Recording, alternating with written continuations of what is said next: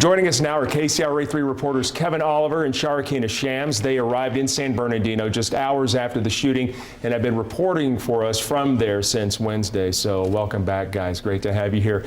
So Kevin, just want to ask you spent most of your time yesterday outside Saeed Farook's home in Redlands, which is just a few miles away from the shooting scene. Tell us a little bit about what you saw there yesterday.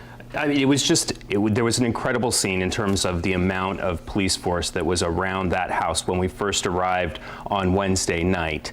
And then the amount of FBI agents that spent the day there on Thursday was pretty incredible too, going through the house, pulling things out that they needed, and just looking for the evidence that they thought that they needed. What I found most remarkable though about it was that they were able to hide in basically plain sight. I mean, they were in this townhouse condominium complex with their garage right next to several other garages, right, and their home, their front door right next to other neighbors' front doors, and nobody was able to figure out that this was going on behind their closed doors this entire time. All those weapons inside there. It really is amazing. And Charlotte, last night you were at this community gathering to recognize the victims and also the heroes of that day. But you say that there are people there who thought of it more than just that. Yeah, because the city of San Bernardino has had so many challenges over the last few years, and namely 3 years ago in 2012, they filed for bankruptcy. So they've been in financial dire straits. Right. This has really affected their police force. The number of police officers on the streets went down by almost a third. So the residents there will, talk about the crime, that is ongoing violence in that city, and quickly point out that yes, this tragedy is all its own event, of course, and nothing like anything they've seen before. But are they strangers to homicide? Are they strangers to violence in the streets? Not at all. Yeah, and that makes it even more sad and more compelling. You talked to a person yesterday who knew Saeed Farook, and he was just gobsmacked that this happened. What did you get from him? Well, he was absolutely shocked. And like everyone else we've heard from so far who knew Farook, he was astounded that Farook was capable of something like this. We did have a chance to talk to him. He spoke to us on camera. Here's a little bit, Golston, of what he had to say. I mean, I never heard him raise his voice. I never heard him make any foul comments or criticize anyone or something like that. He was peaceful. Always, I've always seen him in a calm manner. And that's the thing I don't understand. So interesting stuff there. What else did he tell you about him? How do you reconcile that statement with what police say Farook did? He talked about how he was a person of faith.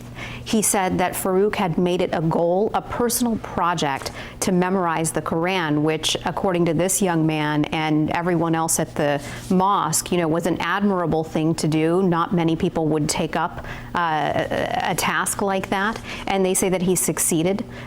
They considered him a peaceful person, a well-mannered person. So again, just shock. And in light of everything we're learning today, it goes to show how well Farook hid what his intentions were on Wednesday. So Kevin, you and Sharo there for about 48 hours. I mean, just now getting back here today and having had a chance to digest everything, just your thoughts. I mean, what else are you left with when you think about your time there? I think about the determination that the police officers had. When we first arrived, they were looking for the missing people, the two people that were in this SUV. We didn't know at the time who they were. Right. And as we pulled into San Bernardino, there were police officers going every which direction. We were listening to police scanners, and we could hear them going in one direction, and we were questioning whether we should go in another direction where we knew that there was a search underway. We knew about the SUV and the shootout, but there was the search for this third possible suspect.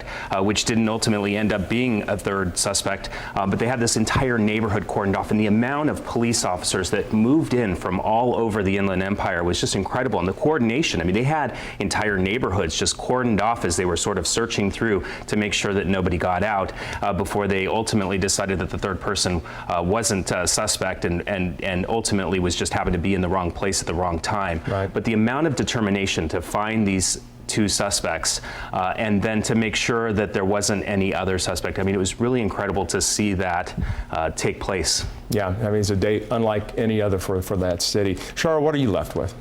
Hoping the best for San Bernardino. Sure. What we heard last night at the vigil was people say, maybe this event, tragic though it was, now these are people who are trying to look on the most optimistic side of things. Maybe it will be a turning point for that city and that they'll come out stronger and healthier than they were even before the tragedy happened. Yeah, well, Sharkina Shams and Kevin Oliver, thanks for providing your perspective and your reporting experience down there. It's great to have you back here.